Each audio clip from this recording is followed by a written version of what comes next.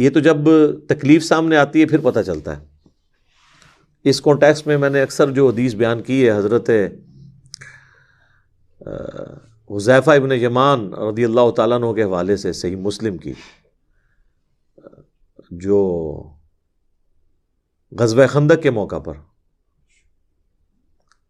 تو وہ تیرے ہوتے جنم لیا ہوتا تو آپ نے دیکھا ان کے لیے کتنا مشکل وقت تھا، رازدار رسول ہیں،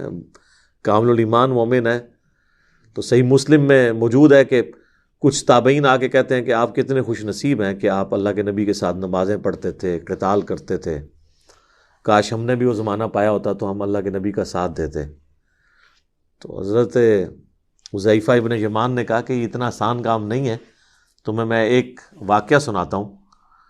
کہ سخت سردیوں کی رات تھی، غزوہ خندق کے موقع پر اللہ کے نبی علیہ السلام نے کہا کہ کون ہے جو اس وقت اٹھ کر کافروں کی جاسوسی کر کے ان کی خبر مجھے دے اور قیامت والے دن میرا ساتھ اسے نصیب ہو۔ تو یہاں تو میرے لیے تقریباً سارا پاکستان ہی کھڑا ہو جاتا، اس لیے کہ نہ تو جانا ہے نہ کھڑا ہونا ہے کی ضرورت ہے، اے سی والے کمروں میں بیٹھ کے یہ واقعات سنانے ہیں۔ تو سیدنا حذیفہ کہتے ہیں کہ کوئی شخص بھی نہیں کھڑا ہوا۔ نبی علیہ السلام نے دوسری دفعہ اناؤنسمنٹ کی کہ کون ہے کہ جو اس وقت جا کے کافروں کی جاسوسی کرے ایک سردیوں کی رات میں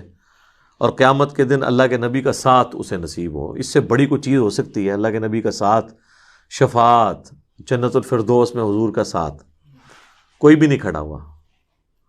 تیسری دفعہ بھی کوئی نہیں کھڑا ہوا، چوتھی دفعہ حضور نے کہا حذیفہ، تو کہتے ہیں میں نے دل میں سوچا کہ اب تو اٹھنا پڑے گا، اب تو اسپیسیفکلی حکم، اب تو ایمان والا معاملہ ہے۔ پہلے تو کوئی بھاگنے کی گنجائش تھی کیونکہ جنرل حکم تھا۔ تو کہتے ہیں کہ میں اٹھا تو حضور علیہ السلام نے فرمایا کہ جاؤ کافروں کی جا کے جاسوسی کر کے مجھے خبر دو، اور دیکھنا کوئی ایسی ویسی حرکت نہیں کرنی ہے کہ ہمارے لیے بعد میں تم مصیبت کوئی کھڑی کر دینا۔ تو کہتے ہیں کہ میں اٹھا تو اس وقت بڑے بوجھل دل کے ساتھ اٹھا، لیکن جیسے ہی اٹھا تو مجھے ایک نا نظر آنے والا کمبل جس طرح کے اڑا دیا گیا، وہ گویا کہ میں ایک گرم حمام میں داخل ہو گیا، یعنی یہ ایک معجزہ ظاہر ہوا اللہ کی طرف سے۔ اور کہتے ہیں میں اسی طریقے سے باہر نکل گیا، مجھے کوئی ٹھنڈ نہیں لگ رہی ہے، مجھے یوں لگ رہا ہے جس طرح میں گرم حمام کے اندر کسی کنٹرول انوائرمنٹ میں چل رہا ہوں۔ حتیٰ کہ میں نے کافروں کو دیکھا کہ وہ رات کے وقت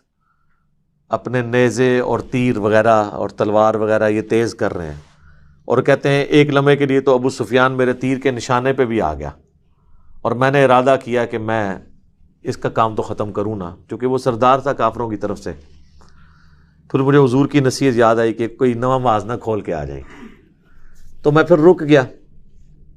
کہتے جب میں واپس آیا نبی علیہ السلام کی خدمت میں جیسے ہی حاضر ہوا، رپورٹ کیا، تو دوبارہ سے مجھے جو ہے نا ٹھنڈ لگنا شروع ہو گئی، یعنی باہر گرمائش میں تھے، اندر آ کے ٹھنڈ، کوئی معجزہ تھا۔ کہتے ہیں کہ میں جب مجھے ٹھنڈ لگی تو نبی علیہ السلام نے اپنی مبارک چادر میرے اوپر ڈال دی، اور وہ کہتے ہیں بس وہ چادر ڈالنے کی دیر تھی مجھے نیند آ گئی اور میں سو گیا۔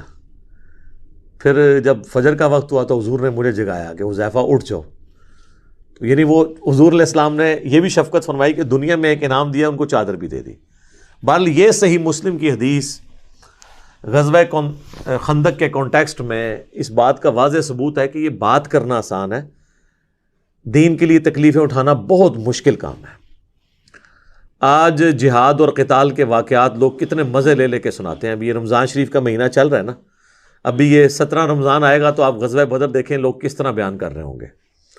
جیسے کہ آج ہی اگر بدر دوبارہ ہو تو یہ سب سے آگے ہوں گے، لیکن کوئی آگے نہیں ہوگا۔ ہم لوگ تو معاشرے کی ڈر کی وجہ سے سنت کے مطابق رفع الیدین کے ساتھ رکوع میں جاتے وقت اور اٹھتے وقت نماز پڑھنے کے لیے تیار نہیں ہوتے۔ ہمارا معاشرہ ہمیں جو ہے وہ نشانہ بنا لیتا ہے، رشتہ دار بنا لیتے ہیں، ایون بے نمازی بھی میدان عمل میں اتر آتے ہیں سمجھانے کے لیے کہ تنو کیا ہو گیا ہے۔ تو عقائد کی اصلاح اور سسٹم کو للکارنا، شرک کے اوپر بولنا، یہ تو بڑا مشکل کام ہے۔ تو بہرحال جب مصیبت کا وقت آتا ہے اس وقت ذرا پرابلم اور کھڑی ہو جاتی ہے۔ بخاری اور مسلم دونوں میں موجود ہے، حضرت سہل ابن سعد الساعدی،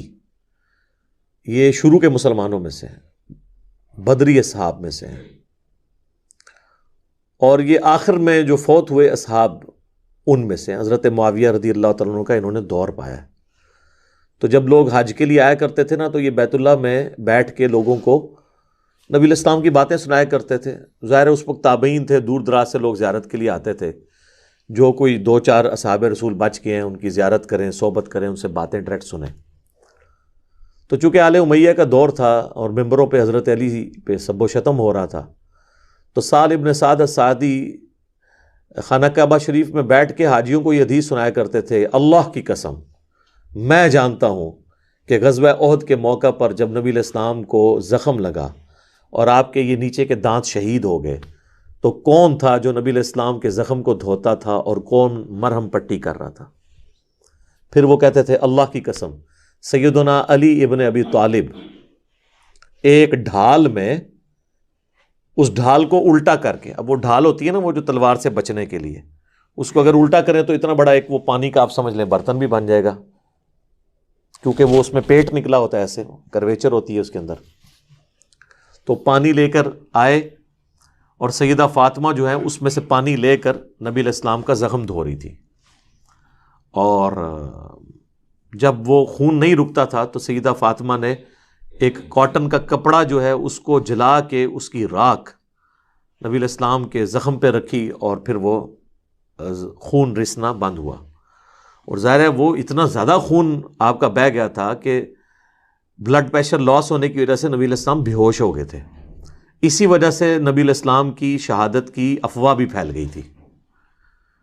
جس پہ وہ پھر آیت سورہ آل عمران کی بعد میں اللہ تعالیٰ نے کمنٹری کے طور پہ نازل کی نا 144،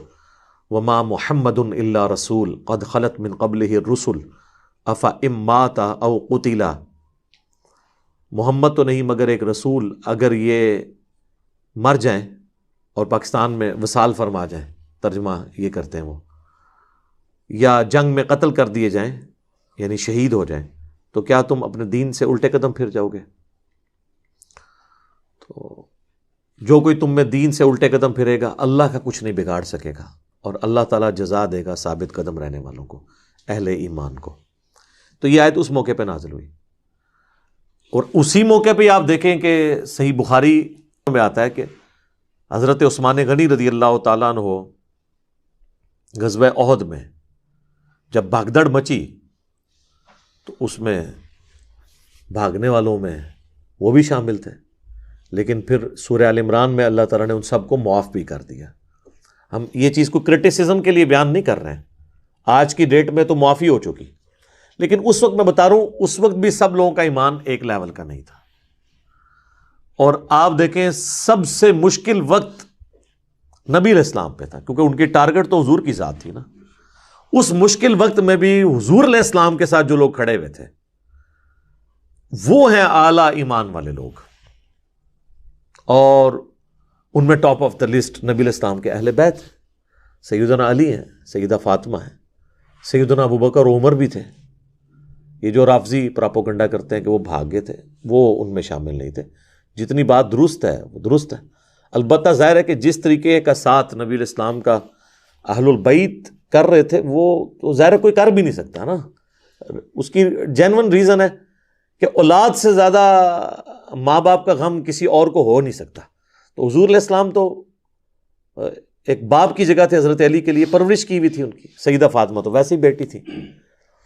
تو اس مشکل وقت میں بھی سب لوگوں کا ایمان ایک لیول کا نہیں تھا۔ تو یہ بات کرنا آسان ہوتی ہے، یہاں پہ اللہ تعالیٰ کیا ورڈکٹ دے رہا ہے کہ جب قتال تم پہ فرض کیا گیا، سورہ نساء کی آیت نمبر 77 میں، تو تم میں ہی ایسے لوگ ہیں کہ جو لوگوں سے اس طرح ڈر رہے ہیں جس طرح کہ اللہ سے ڈرنا چاہیے، یخشون الناس کخشیۃ اللہ او اشد خشیہ، بلکہ اس سے بھی بڑھ کر۔ اور الٹا وہ یہ کہہ رہے ہیں، اب یہ لوگوں کے سامنے تو نہیں کہتے ہوں گے، دل ہی دل میں وہ کہتے ہوں گے کہ یہ قتال کی ازمائش ہم پہ آ گئی، وقالوا ربنا لما كتبت علینا القتال، تو نے ہم پر قتال کیوں فرض کر دیا، لولا اخرتنا الى اجل قریب، تھوڑی میں اور مدت دے دیتا یا موت تک کے لیے مہلت دے دیتا.